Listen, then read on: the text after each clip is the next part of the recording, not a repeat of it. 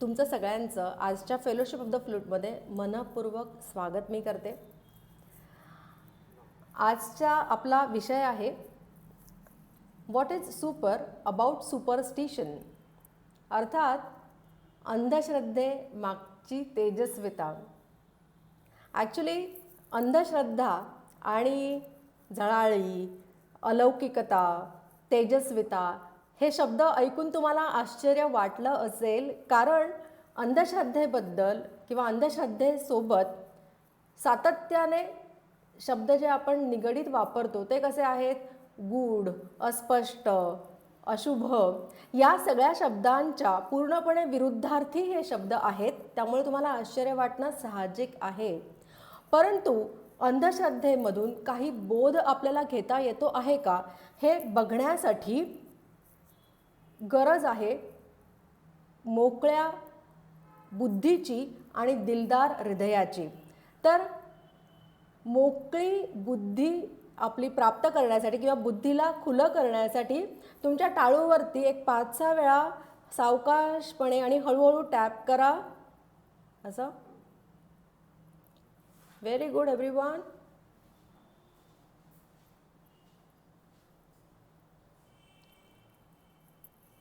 आता तुमच्या हृदयाला दिलदार बनवण्यासाठी तुमच्या हृदयावर 5-6 वेळा हळुवारपणे आणि सावकाशपणे टॅप करा.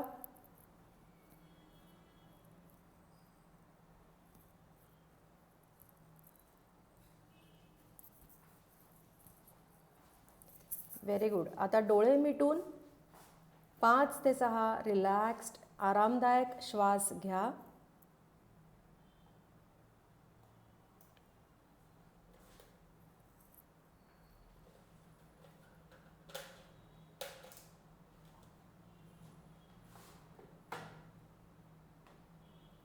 आता हळूहळू डोळे उघडा.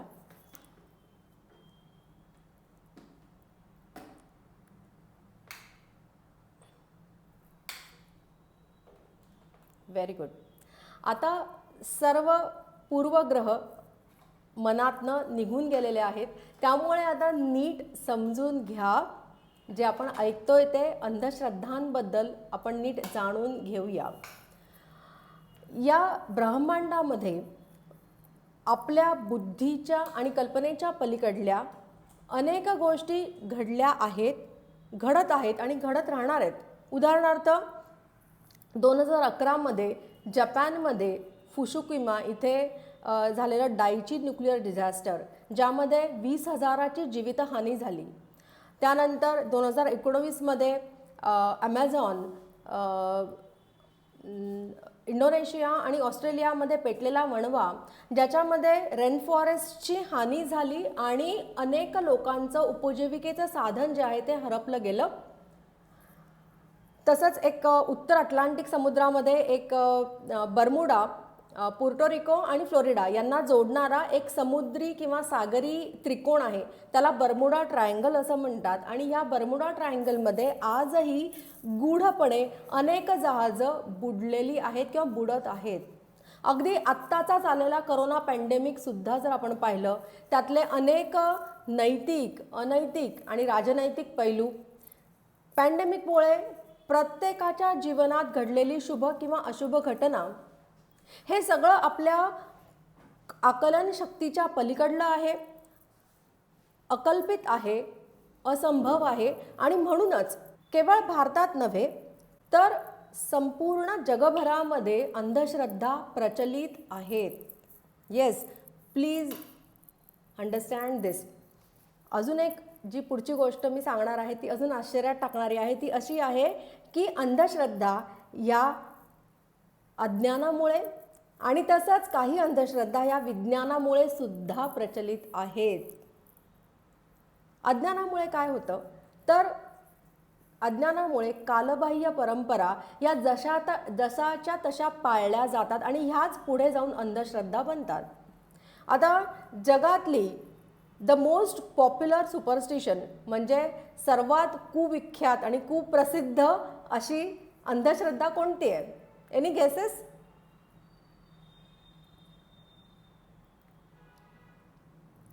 काळी मांजर. मांजर आडवी गेली. Right, there you are correct. सगळ्यात पॉप्युलर म्हणता येईल किंवा ही कुप्रसिद्ध कुविख्यात अशी ही अंधश्रद्धा आहे काळी मांजर. म्हणजे काळी मांजर रस्त्यातनं आडवी गेली तर तो अशुभ संकेत मानला जातो किंवा अशुभ सूचक ते मानलं जातं. आणि मग वर्षानुवर्षे याच्यावर तोडगासुद्धा आपल्याला सांगितला गेलेला आहे. तो असा आहे की 7 पावलं मागे या, हा तोडगाही आपण करतो. तर मुळात या अंधश्रद्धेमधून काही बोध घेण्यासाठी काही फॅक्ट्स आपण जाणून घेऊया. मांजर हा मार्जार कुळातला छोटा प्राणी आहे आणि या छोट्या प्राण्याची जी चाल आहे ती अतिशय सावध, चपळ आणि तरीही हलक्या पावलांची आहे. मांजर निशाचर आहे. मांजर हे माणूस घाणे आहे, म्हणजे ते मनुष्य मात्राशी सहजी मैत्री करत नाही.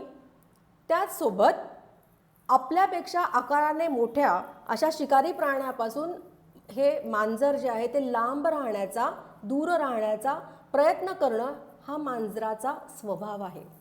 आता ह्या सगळ्या फॅक्ट्सचा साकल्याने विचार करता हे स्पष्ट होईल आपल्याला की मांजर आडवं येणं किंवा मांजर आडवं आलं ही घटना सायंकाळी किंवा रात्री घडण्याची शक्यता अधिक आहे. त्याचसोबत जवळपास कुठेतरी मोठा प्राणी असण्याची संभावना सुद्धा अधिक आहे. संध्याकाळी किंवा संध्याकाळपासून सूर्यप्रकाश नसल्यामुळे मानवाची दृष्टी अस्पष्ट झालेली असते, अधू झालेली असते आणि यावेळी मनसुद्धा अतुर झालेलं असतं आणि अधीर झालेलं असतं. आणि म्हणूनच अशा वेळी काही गोष्टी नजरअंदाज होणं आणि म्हणून निर्णय चुकणं हे अधिक संभवनीय आहे. सो रस्त्यातनं जर का मांजर आडवी गेली तर आपण दचकतो, कारण ती अचानक आडवी जाते. सो दचकल्यानंतर मनाला स्थिर करा आणि मनामध्ये आपण जे कार्य हाती घेतलेलं आहे त्याचा फेरविचार केला तर, मांजराप्रमाणेच स्वतःही सावध झालो तर, काळी मांजर ही प्रकृतीने धाडलेला शुभ संकेत बनेल. एक गमतीशीर तुम्हाला उदाहरण सांगते. एका मुलीचा उशिरा विवाह ठरला. विवाह ठरल्यानंतर सुद्धा म्हणजे साखरपुड्यानंतर सुद्धा लग्न तुटेल की काय अशी चिन्ह दिसू लागली होती. आणि मग अशा वेळी मुलीच्या आईवडिलांनी आत्याबाईंना दोष द्यायला सुरुवात केली. शुभ कार्यातली काळी मांजर असं तिला संबोधू लागल्या. ज्यांच्या जीवनामध्ये अशी काळी मांजर आहे त्या सगळ्यांना माझं आवाहन आहे की काळ्या मांजराच्या मनातील असमाधान हे कशामुळे आहे याचं कारण शोधा, ते कारण जाणण्याचा प्रयत्न करा. त्याचबरोबर हे असमाधान घालवण्याचा, हे वितुष्ट स्नेहात बदलण्याचा प्रयत्न तुम्ही करा. आणि मग बघा की काळे मांजरेमुळे किंवा काळी मांजर ही तुमचं कार्य तिने बिघडवलं की तुमच्या हस्ते अशुभ कार्य घडत असताना टाळलं, हे तुम्ही बघाल. कुठल्याही दुसऱ्या व्यक्तीला तृप्त करण्यासाठी, दुसऱ्या माणसाच्या तृप्ततेसाठी आपण थोडं जुळवून घेतलं, आपण स्वतः थोडा कमीपणा घेतला तर लक्षात ठेवा तुम्ही कायमचे तृप्त होऊ शकाल. आणि अशा रीतीने सगळी माणसं जर का तृप्त असली तर पिंडाला कावळा शिवायलाच पाहिजे हा अट्टाहास थांबेल आणि ही अंधश्रद्धा सुद्धा फिटेल. Isn't it so? आता आत्मा आणि कावळा यांचा काय संबंध आहे, परस्पर संबंध आहे. यासाठी सुद्धा, या अंधश्रद्धेचं निराकरण करण्यासाठी सुद्धा काही आपण पुन्हा फॅक्ट्स जाणून घेऊया की सर्व पक्षी मात्र हे चुंबकीय क्षेत्राला किंवा चुंबकीय लहरींबद्दल अतिसंवेदनशील असतात. थिअरी ऑफ रिलेटिव्हिटीनुसार प्रत्येक वस्तू, अगदी शरीरसुद्धा अवकाशामध्ये लहरी उत्पन्न करते, निर्माण करते. या लहरी अवकाशामध्ये सर्वदूर संचार करतात आणि या लहरी कुठूनही जाणल्या जाऊ शकतात. मृत्यूनंतर अतृप्त इच्छा आत्म्यासोबतच राहतात आणि म्हणूनच या इच्छांच्या लहरींना कावळा संवेदनशील असणं हे शक्य आहे, हे संभव आहे. त्याचसोबत पक्षीमात्रांमध्ये कावळा आणि पोपट यांची बुद्धिमत्ता सर्वाधिक आहे. कावळ्याला मानवी चेहरा लक्षात ठेवता येतो. कावळ्यापाशी समस्या सोडवण्याची उत्तम क्षमता आहे. कावळा मानवाबद्दल आकस मनात बाळगू शकतो आणि तो प्रदर्शित सुद्धा करतो. तसंच आपुलकी प्रदर्शित करण्याची क्षमताही कावळ्यापाशी आहे. आता अगेन या सगळ्या फॅक्ट्सचा जर का आपण एक साकल्याने विचार केला तर आपल्याला हे स्पष्ट होईल की अतृप्त इच्छा ज्या आत्म्यासोबत आहेत त्याच्या लहरींना जर का कावळा संवेदनशील असेल तर कुणाच्याही पिंडाला काकस्पर्श होणार नाही. तसंच कावळ्याची बुद्धिमत्ता, आकस आणि आपुलकी हे लक्षात घेता हा कावळा जो आहे हा मनुष्याच्या इच्छांचं प्रतीक आहे. या इच्छा एवढ्या जबरदस्त आहेत की मृत्यूनंतर सुद्धा या इच्छा आत्म्याला चिटकून राहतात. या इच्छांमुळे पुनर्जन्म, पुन्हा या भवसागरातली सुखदुःखही अटळ आहेत. तर या इच्छा जर का आपण कावळ्याला बघताना समजून घेतलं तर असं आपल्या लक्षात येईल की या इच्छा ज्या आहेत या लाभलेल्या ह्या जन्मातच या इच्छांना समाधानामध्ये परिवर्तित करणे आवश्यक आहे. समाधानाच्या भावनेमध्ये परिवर्तित करणे आवश्यक आहे.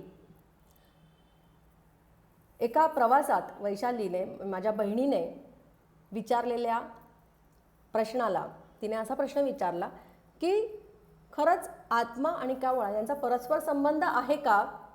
या प्रश्नाचं संपूर्ण उत्तर मी सगळ्यांना आज देते आहे. ते असं आहे की दुसऱ्या कुणाच्या श्राद्धसमयी अवतरणारा कावळा मनामध्ये ही जाणीव उत्पन्न करतो की मृत्यूसमयी माझं मन स्थिर असावं, माझं मन तृप्त असावं, यासाठी मी या क्षणापासून प्रयत्नशील असणं, प्रयत्नशील राहणं हे अतिशय गरजेचं आहे. हा आहे कावळ्याचा सोनेरी रंग आणि कावळ्याने आपल्याला दाखवलेला हा आरसा सुद्धा आहे. आरशावरून सुद्धा एक आंतरराष्ट्रीय अंधश्रद्धा आहे, इंटरनॅशनल सुपरस्टिशन आहे. Any guesses again? Very easy guess. आरशावरून अंधश्रद्धा. एंट्रन्सला आपण जनरली आरसा लावला पाहिजे घराच्या असं म्हणतात, किंवा बेडरूम मध्ये आरसा नको असं काहीतरी म्हणतात, असं ऐकलं. ओके. सी, जी मोस्ट पॉप्युलर आहे अंधश्रद्धा म्हणजे ही पण एक आहे, पण एक मोस्ट पॉप्युलर जी आहे ती अशी आहे की आरसा जर का तुटला तर अशुभ काल हा 7 वर्षापर्यंत पाठपुरावा करतो. ओके. सो आरसा भंगणे हे अशुभ सूचक मानलेलं आहे, कारण की 7 वर्ष बॅडलक आपला पाठपुरावा करतं असं त्याचा अर्थ होतो. ओके. तर मुळात अगेन या अंधश्रद्धेपासूनही काही बोध घेण्यासाठी आपण पुन्हा असं बघूया की आरसा बनतो कशापासून. तर आरसा हा काचेपासून आणि पर्यायाने वाळूपासून बनलेला आहे. वाळू हे पृथ्वी तत्वाचं द्योतक आहे. चैतन्य हे अवकाश तत्वाचं द्योतक आहे. आणि जेव्हा चैतन्य पृथ्वी तत्वाच्या सान्निध्यात येतं त्यावेळी जीव निर्माण होतो. जीवाच्या इच्छा पूर्ण करण्यासाठी देह कर्मे करतो आणि म्हणूनच प्रत्येक कर्माच्या मागे उद्देश काय आहे तर अहंकाराला जोपासणे हा उद्देश प्रत्येक कर्मामागे आहे. बघा, पृथ्वी तत्वाचं पृथ्वी तत्वाची जी संवेदना आहे ती आहे गंध. पृथ्वी तत्वाचं जे इंद्रिय आहे ते आहे नाक आणि पृथ्वी तत्वाची जी भावना आहे ती आहे मद. म्हणूनच बघा, ज्यावेळी आपण एखादी गोष्ट जिंकतो किंवा पराभव होतो, आपण ज्यावेळी अस्वस्थ असतो त्यावेळी त्याचा परिणाम श्वासावरती होतो, हे आपल्याला दिसतं. तर आरसा हे पृथ्वी तत्वाचं प्रतीक आहे आणि भंगलेला आरसा हे अहंकारा लागलेली ठेच, झालेला मनोभंग किंवा मनाची वैफल्यग्रस्त अवस्था यांचं प्रतीक आहे. अशा नैराश्यपूर्ण प्रसंगी किंवा अशा नैराश्यातून जात असताना मनुष्य काय करतो तर प्राप्त परिस्थितीबद्दल कोणतीही जबाबदारी न स्वीकारता अपयशाचं खापर दुसऱ्यावर फोडतो. खरं तर ह्या प्रसंगी स्वतःचं परीक्षण करण्याची गरज असते, पण ती माणूस करत नाही. बघा, सामान्यतः मनुष्य स्वतःला अधिक प्रदर्शनीय बनवण्यासाठी आरशासमोर वेळ वाया घालवतो. परंतु नेते, अभिनेते, नकलाकार, वक्ते इत्यादी कलाकार मंडळी जी आहेत ती आरशासमोर उभं राहून स्वतःचे कौशल्य वाढवण्यासाठी प्रॅक्टिस करतात, साधना करतात. स्वतःतील कौशल्य वृद्धिंगत करणे म्हणजे काय तर स्वतःमधले गुणदोष न्याहाळणे, स्वतःमध्ये सुधारणा घडवून आणणे आणि होणारी प्रगती जी आहे तिचेही निरीक्षण करणे म्हणजे स्वतःमधील कौशल्य वृद्धिंगत करणे ही एक प्रकारची साधना आहे. आणि हे करणं म्हणजे ज्यावेळी आपण नैराश्यग्रस्त अवस्थेमध्ये असणार आहोत त्यावेळी जर का मनाचा आरसा भंग पावला असेल तर त्यावेळी स्वतःला न्याहाळण्याची, स्वतःचं निरीक्षण करण्याची, स्वतःचं परीक्षण करण्याची अतिशय जास्त गरज आहे. स्वयंनिरीक्षण ही एक प्रोसेस आहे, ही एक साधना आहे. आणि या साधनेला फलप्राप्ती होण्यासाठी किंवा साधनेची फलप्राप्ती मिळण्यासाठी म्हणजेच आपल्या स्वभावामध्ये गोडवा, मृदूपणा आणि विनम्रता येण्यासाठी 7 वर्षाचा काळ लागतो. म्हणजे बराच काळ साधना करावी लागते, बराच काळ साधनेमध्ये घालवावा लागतो. आणि म्हणूनच जेव्हाही तुमचा आरसा भंग पावेल त्यावेळी लक्षात ठेवा की तुम्हाला तंत्रमंत्राची नाही तर तुम्हाला आध्यात्मिक गुरुची गरज आहे. अज्ञानामुळे आपण जे पाहिले आता अंधश्रद्धा त्याच्यामध्ये, तर अज्ञानामुळे इव्हन आता आपण हे जे बोलतो आहोत बोलताना सुद्धा एखादी चांगली गोष्ट आपल्याला कळली म्हणजे मला ते आत्ता आठवलं आहे की आपल्याला एखादी चांगली गोष्ट कोणीतरी सांगितली तर आपण टचवूड म्हणून वूडला हात लावतो. ओके, म्हणजे काय करतो आपण तर वूड हे सुद्धा पृथ्वी तत्वाचं द्योतक आहे. सो जे मला प्राप्त झालेलं आहे, जे यश मला प्राप्त झालेलं आहे त्यामुळे मी अहंकार जो आहे तो त्याला न जोपासता शरणागतीची भावना मनामध्ये उत्पन्न करणं म्हणजे टचवूड आहे. ही एक चांगली अंधश्रद्धा आहे ना की चांगली गोष्ट ऐकली तर टचवूड म्हणणं. सो अज्ञान जे आहे याच्यामुळे जर का आपण पाहिलं तर काय अंधश्रद्धा मुळात निर्माण होते आतापर्यंत आपण जे पाहिलं आहे त्याच्यानुसार की मनुष्याच्या चुकांना शिक्षा देणं यामध्ये सर्व दैवी शक्ती कायम कार्यरत आहेत. ही अंधश्रद्धा मुळात निर्माण झालेली आहे अज्ञानामुळे. आणि याचा विपरीत परिणाम काय घडलेला आहे, काय झालेला आपल्याला दिसतो आहे तर स्वतःच्या कर्मांमधील प्रत्येक चुकीच्या कर्मांमधल्या दोषांपासून मुक्ती मिळवण्यासाठी काही ना काहीतरी तोडगा शोधून मनुष्य पुन्हा स्वार्थी कर्मे करण्यामध्ये उद्युक्त झालेला आहे, सज्ज झालेला आहे. म्हणजे 7 पावलं मागे जाण्याच्या तोडग्यामुळे सिंहावलोकन घडत नाही किंवा परिस्थितीला थेट जाऊन भिडणं याची क्षमताही मनुष्य बाळगत नाही 7 पावलं मागे गेल्यामुळे. पिंडाला कावळा शिवत नाहीये म्हणून मृत व्यक्तीच्या आवडीचा एखादा पदार्थ वर्ज्य करणे हा जो तोडगा आहे यामुळे इच्छांमुळे अतृप्तता राहते आहे. इच्छांमुळेच अतृप्तता आहे. या गोष्टीकडे पूर्णपणे दुर्लक्ष झालेलं आहे मनुष्याचं. आता आपण असं म्हणतात की विज्ञान जे आहे ते माणसाला आरसा दाखवतं म्हणजे फॅक्ट्स दाखवतं. परंतु मित्रांनो जगातली सगळ्यात मोठी अंधश्रद्धा ही विज्ञानामुळे निर्माण झालेली आहे. आणि ती काय आहे तर या विश्वामध्ये या ब्रह्मांडामध्ये देव नाही, ईश्वर नाही, कृष्ण नाही. ही सगळ्यात मोठी अंधश्रद्धा विज्ञानामुळे निर्माण झालेली आहे. आणि याचा विपरीत परिणाम काय झालेला आहे तर तो असा झालेला आहे की जन्माचा जे माणसाचा असा समज झालेला आहे की खाणे, पिणे आणि मौज करणे एवढाच मनुष्य देहाचा उद्देश आहे.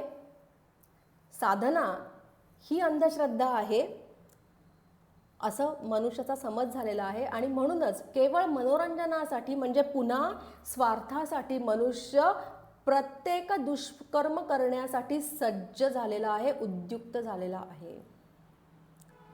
बघा, म्हणजे अज्ञानामुळे देव आहे असं सिद्ध होतं, विज्ञानाने असं सिद्ध केलेलं आहे की देव नाही, कृष्ण नाही.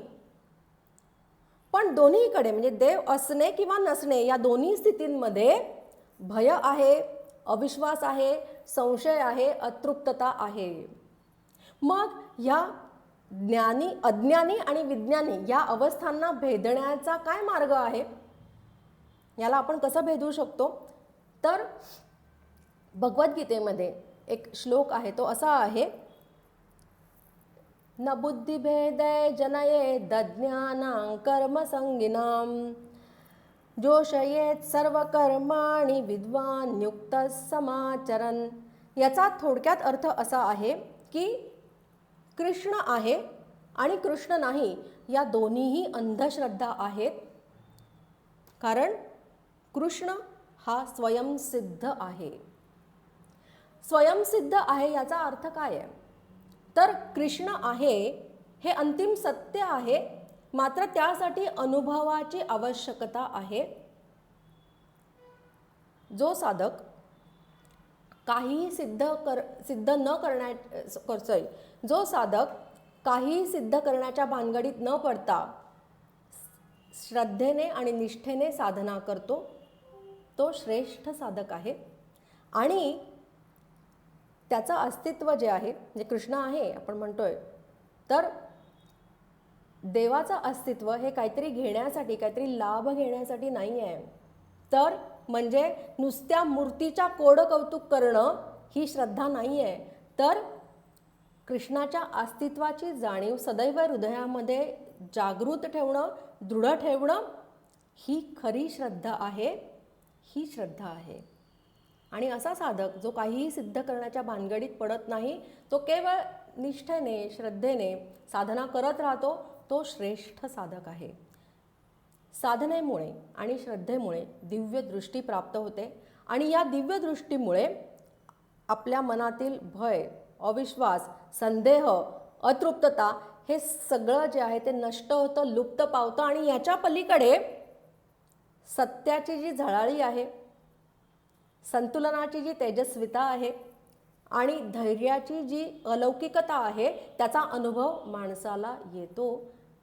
आणि असा जो सुवर्णानुभव आहे तो प्रत्येक साधकाला लाभतो. मात्र यासाठी आध्यात्मिक गुरुची नितांत आवश्यकता आहे. तुमच्यापाशी गुरु ऑलरेडी आहे. सो गुरुने सांगितलेल्या मार्गावरती श्रद्धेने आणि निष्ठेने चालत राहिलात तर तुमचं जीवन जे आहे ते भरकटणार नाही आणि तुमचं जीवन सुफल होईल, संपूर्ण होईल आणि परिपूर्ण असं जीवन तुम्ही जगू शकाल. सो आपण जो पहिला प्रश्न विचारला होता की what is super about superstition, तर त्याचं उत्तर जे आहे ते नीट ध्यानात घ्या. शेवटी ते असं आहे की any notion is mediocre and faith is supreme. अर्थात रिवाज हा निरर्थक आहे आणि श्रद्धा ही सर्वश्रेष्ठ आहे. या भावनेसोबत आपण एक छोटंसं गाणं घेऊया. तुम्हाला आवडेल हे गाणं असं आहे. सो ज्यांना येतं आहे त्यांनी माझ्यासोबत म्हणा, नसेल येत त्यांनी ठेका धरला तरी पण चालेल.